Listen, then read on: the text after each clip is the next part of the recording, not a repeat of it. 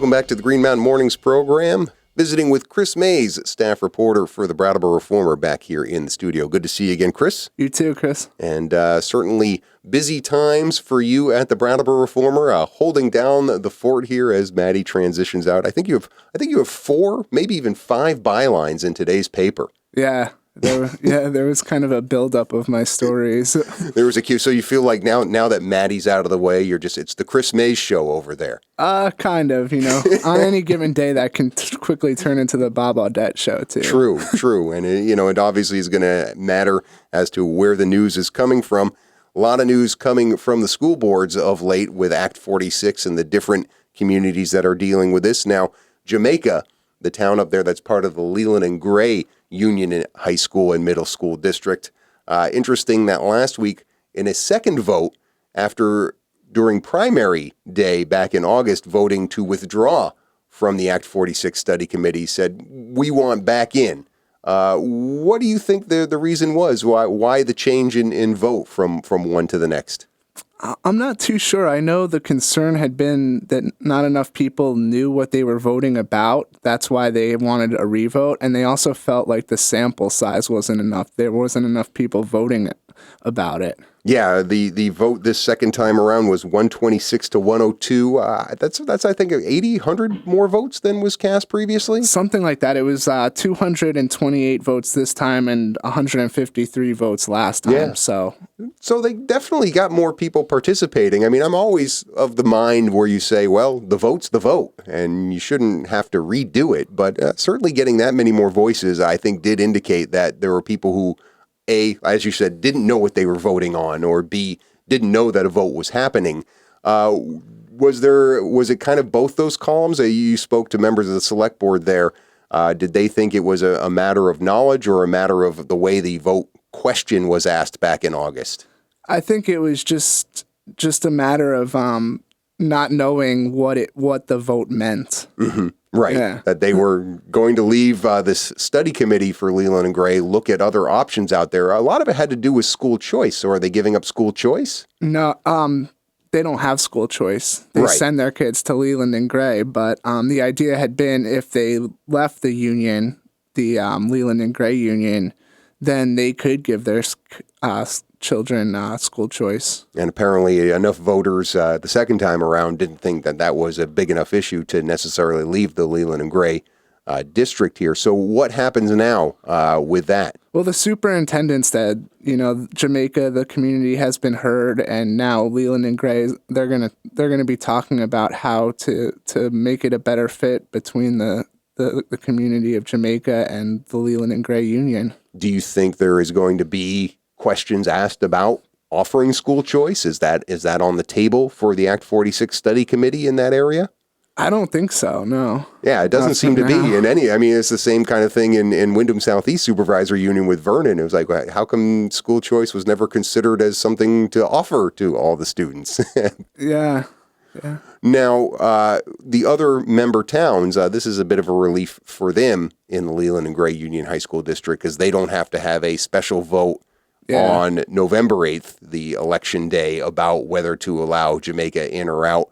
Do we know their timeline for coming up with a plan for consolidation? Right now, the plan is to present it at annual town meeting in March. Okay, so they've pushed it back to 2017. Yeah, which gives them plenty of time to talk about it more and deliberate on more. And that seems to be the trend in other parts of our region as well. You have a story in today's paper about Wyndham Southeast Supervisor Union after initially getting the question on the ballot for November 8th, saying we're going to push this back now to town meeting day 2017. And it was the town clerks, I understand, that were driving this. Yeah, they raised some concerns about the requirements of a federal election are different than the local ones. And also, Annette Cappy, the town clerk of Brattleboro, brought it up. She said, a lot of people who come out to the presidential elections only really care about that. They don't really pay attention to the local issues. At annual town meeting, it's just the opposite. People are there to vote for their local issues. Right. Now, in terms of workload for the town clerks, because that's what they were concerned about, how is the workload different from one to the other? I'm not too sure. I know that with this vote, they would have also been doing an election for a 9-person board from all the different communities. And so it would be a lot. Yeah, well, I guess, and I'm just thinking out loud here, probably because you have the national election, obviously the presidency, any congressional elections, and in this case, we do have Leahy versus Milne for the Senate seat. Then you have the statewide elections, right? Governor and lieutenant governor and attorney general and all those kinds of races, and then some local races as well. I guess I could see that being a little bit more complex than the town meeting day votes. Yeah. Yeah. So that is probably good news for a lot of people who weren't fully on board with this Act 46 plan that was put out by Wyndham Southeast Supervisory Union. A little bit more time to talk about it, deliberate on it.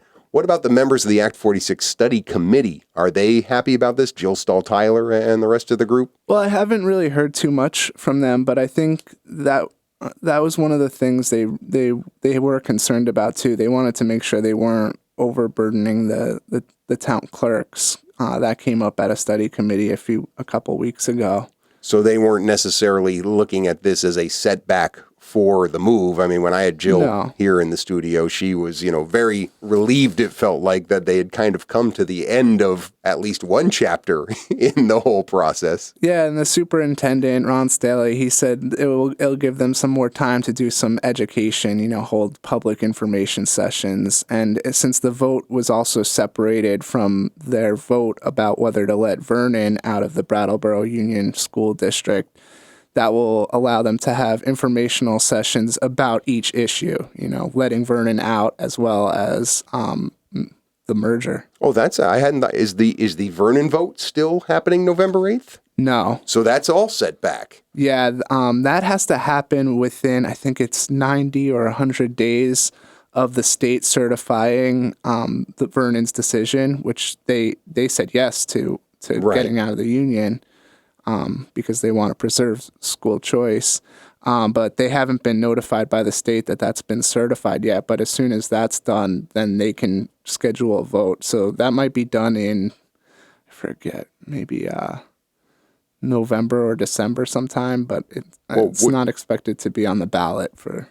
Why not just have that vote on town meeting day as well? If you're going to have everybody vote and you're looking for critical turnout, they would want to have this vote at a different time?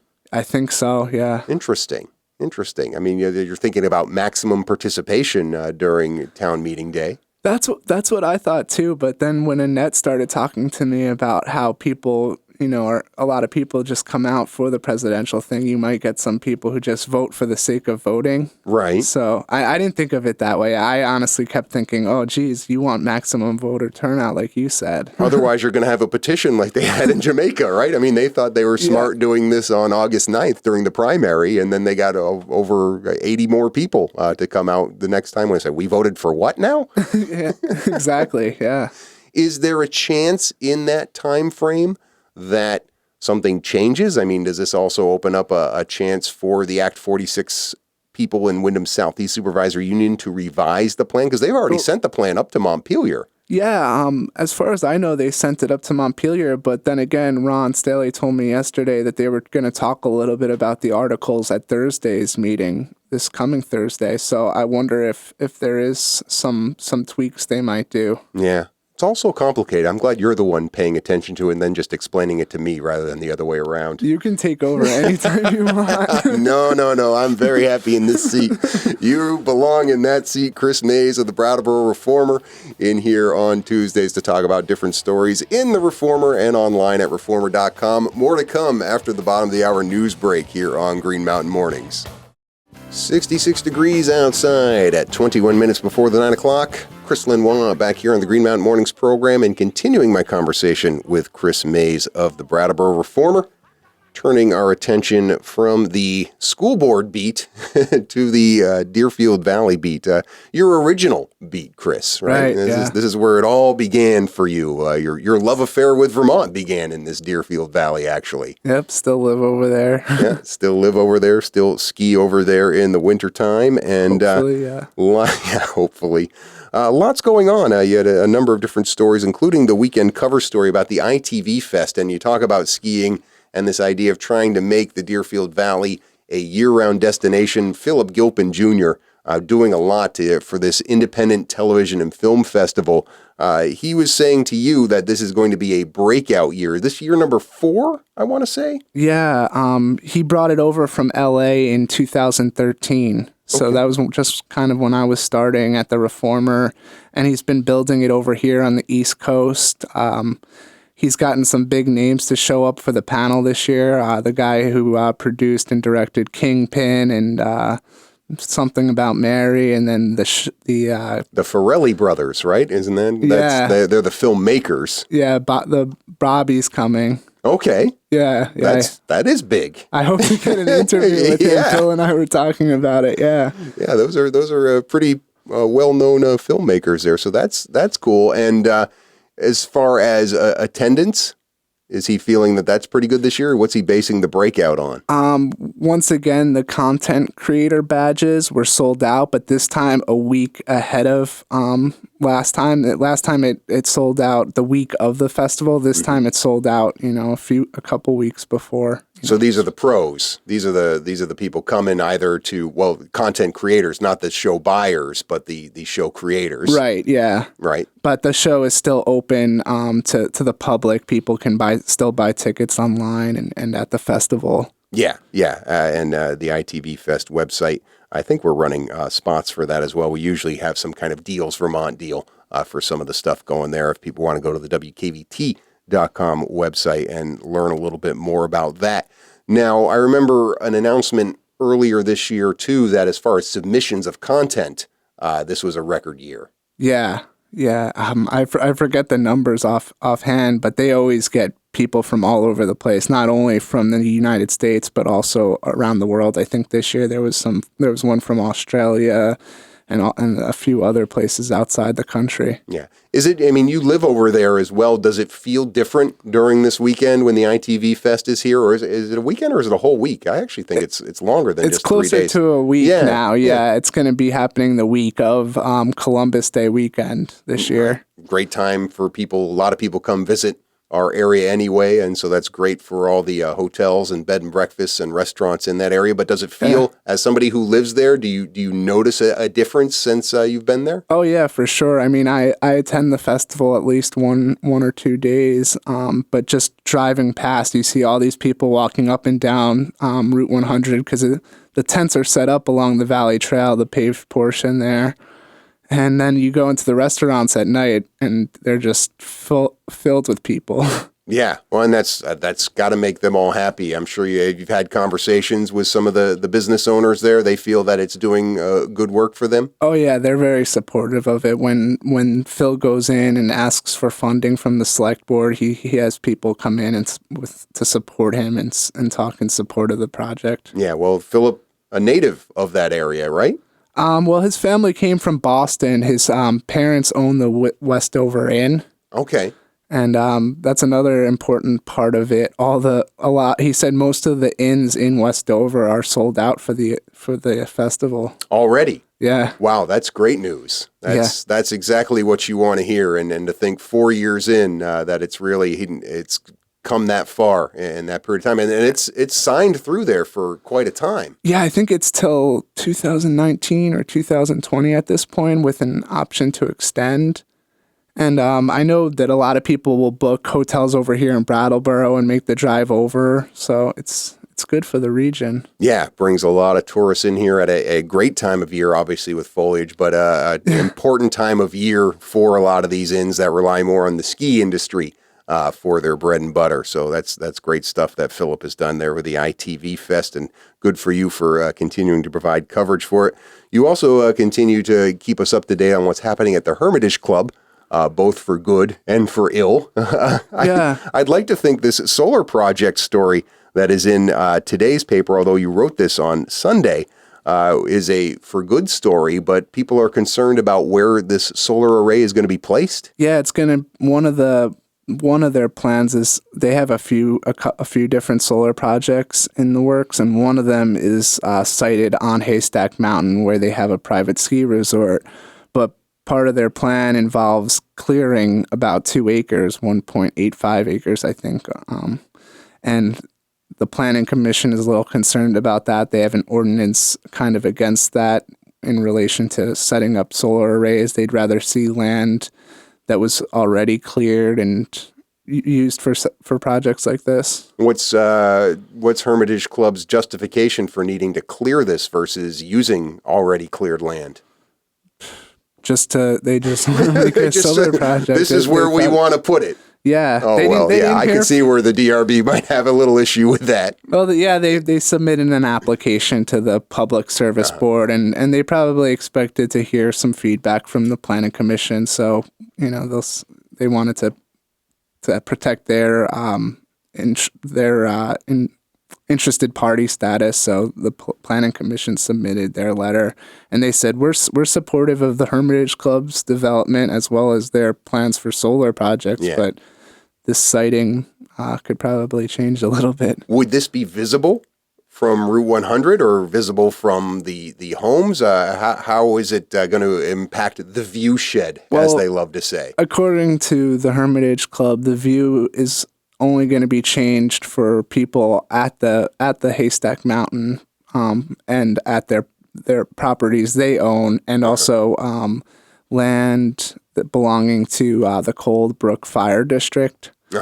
So they said that shouldn't really be a concern, but... Well, they're going to have to prove that, because otherwise people are going to insist it's going to be a problem, right? And that's the other part of it. The Planning Commission is requesting a balloon test to see how it will be affected. Now, I worked at Mount Snow for a while, and I know a lot of the stuff there when they had to do trails and talking about different times a year you could do different activities is because it's all federal forest land, Green Mountain National Forest. And a lot of that is protected habitats and things like that. That's probably going to come into play at some point here if they want to clear 2 acres. Yeah, it definitely will. Yeah. Oh, I mean, they're asking a lot. They have restrictions on when they can develop due to wildlife and different habitats up on the mountain. And the other aspect of this project is some of the siting goes into land owned by the town. So in most cases, the select board has requested that they come in and ask for approval before doing anything in that section of land before they do it. So what's the timeline here? When's the next meeting about this, or when is the balloon test going to get conducted, or any of that? Do we know? No, not right now, but I will definitely hear about it. It's all still to be scheduled. Yeah. Are you going to go up in the balloon? You should go up in the balloon. Yeah, that would be cool. Was there something else you wanted to add there before I made the balloon joke? Well, yeah, the Hermitage Club is seeking a certificate of public good, so that process takes a few months, and the PSB has to go over their application. And yeah, it's all that good old zoning stuff that you know so well. We would be remiss if we didn't give a shout out to the folks at the Wilmington wastewater treatment plant. You have a story about an open house, but you've also mentioned before that they listen to us. Yeah, I think sometimes they do. You want to say hi to anybody in particular? Yeah, hi, John. Hi, John. Thanks for listening. He's the chief operator there, and he's hosting an open house Wednesday, 4 to 6 p.m., right before the select board meeting. It's open to the public. The select board has been invited, and from the photos, it looks like a completely different, facility, and it has all new equipment. It looks really nice from the photos. I'm going to try to check it out. Yeah, the rural development grant from the USDA, $533,000. Also, a low interest loan of about $1.6 million. This is a big deal. When was the last time they had put in a wastewater treatment plant? How long was this upgrade overdue, would you say? I don't know. It went in the 60s, I believe. And the upgrades really haven't been coming as they should. Some of the equipment John has had to purchase on eBay because it's no longer sold. Wow. Well, hopefully he won't have that issue with the new plant here, and people over there in the Deerfield Valley, or you don't have to be from the Deerfield Valley if you want to just go tour a wastewater treatment plant. 4 to 6 p.m. on Wednesday before the select board meeting. Yeah, anyone can go. Anyone can go. And you can say hi to Chris while you're there. Yeah. Tonight, select board meeting here in Brattleboro, the Traffic Safety Committee coming back with commentary based on the August select board meeting you and I talked about, where Dick DeGray wanted to allocate money into the capital budget each and every month for putting in these blinking lights, these pedestrian crossing lights kind of thing. Well, each year, but Each year, yeah, excuse me. that would be excuse me. Yeah, monthly. That would be an even bigger expense, wouldn't it? Right, yeah.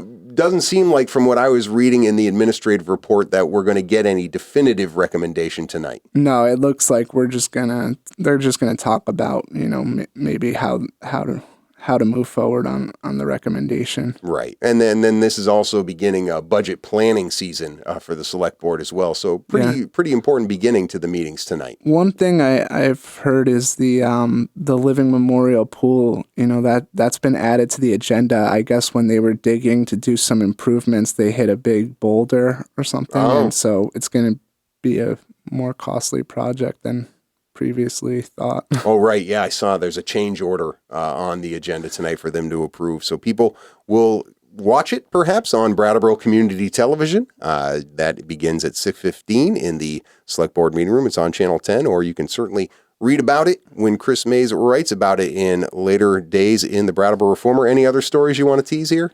David Scholes, he's a select board member, school board member. He's running for the Senate. I talked to him yesterday. I'll be writing a story about that. And there's a new Wilmington Works director. They changed the name of it. It's now a project coordinator. I talked to him yesterday. And also there's a story coming out about Morningside condos. They just approved of this new added-on assessment due to issues around insurance. I went to the meeting last night. It was pretty interesting. Okay, we'll be on the lookout for those in the print edition and online at reformer.com. We'll be back to wrap up this edition of Green Mountain Mornings right after these messages.